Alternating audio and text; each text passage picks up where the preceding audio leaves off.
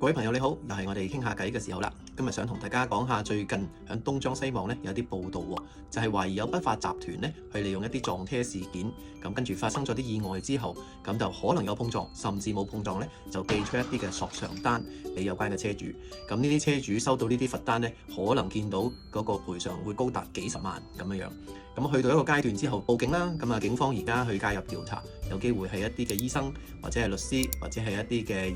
專業人士想輔助咗呢啲人咧去作出一啲巨額嘅索償。咁喺呢度咧，我雖然自己係做保險，但係我自己咧就好少處理車嘅保險嘅，因為各個專業唔同。咁我自己都揸車，咁所以咧都有少少嘅概念啦，咁想同大家分享一下。咁片中咧，大家等陣會睇到我一啲嘅節錄。咁其實最重要，我覺得警方或者係保險業聯會，甚至係個報道裏邊咧，都可能有提到，就係呢啲嘅撞擊之後啊，係隔咗2個禮拜度就會收到相關律師信，然後就話車裏邊嘅人咧嘅治療可能係幾萬至幾十萬不等。咁點解會俾人哋入到呢一個咁樣嘅索償呢？咁大家記得有以下幾點要留意嘅。第一，如果真係發生事情，如果係停到落嚟，知道發生咩事，咁就梗係記錄雙方嘅資料啦。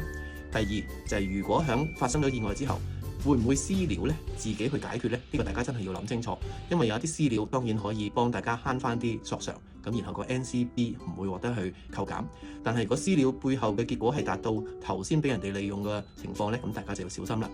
第三，盡可能如果真係有去到警方落口供之後，都即刻通知你嘅汽車保險保險公司，咁等佢獲得知悉。咁如果保險公司未獲得通知，然後響一個段時間之後，突然間收到你話求助，話獲得俾人哋有個巨額嘅索償，咁你嘅保單可唔可以賠到呢？因為冇證冇據呢，其實你自己嘅保險公司都好難幫到你喎。咁所以以上呢幾點我都想有揸車嘅朋友留意，就係如果你既然都買咗汽車保險，都通知咗保險公司先。咁有啲朋友話咁樣咪會令到我嗰個 NCB 被 hold 住，可能下年保費會加咗各方面。咁但係如果法庭真係判之後你係冇需要負責嘅話，咁當然隔一段時間會 release 翻呢一啲嘅 NCB 俾你。但係如果真係唔知點解啦，各樣原因係法庭判咗你本人係有錯，咁然後個賠償係要賠翻俾對方，又或者你以後要交貴咗個保費，咁呢啲都係買保險嘅原意嚟噶嘛。咁所以都好希望透過呢個短短嘅分享，希望如果真係揸車嘅人路路平安。但係如果真係發生事嘅話咧，盡量利用你嘅汽車保險保險公司，佢哋會幫到你嘅，會俾到啲適合嘅意見你嘅。咁喺中間就最好證實咗你嘅過程，自己一定要係一個 in good standing 啦。譬如話狀態好好啦，冇特別要分心或者飲酒或者其他藥物嘅影響。咁呢啲都係基本汽車保險賠償之前咧，大家要 make sure 自己或者架車嘅狀態係 OK 先得嘅。咁今日分享到咁多先，祝大家路路平安。濫用呢個交通意外索償嘅機制，提供呢個虛假資料文書，以騙取保險索償同埋誇大保險索償嘅金額。警方對呢類型嘅騙案一直嚴厲執法。香港保險業聯會就提醒車主或者司機，如果收到警方告票、報案通知或者任何第三者嘅索償，就算冇任何損傷或者過失，都要立即通知保險公司備案，由專人跟進。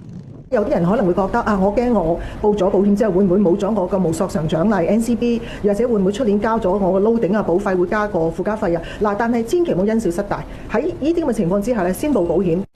佢話：如果最終個案係冇涉及人命傷亡或者已經處理，可以向保險公司申請攞返無索償獎勵。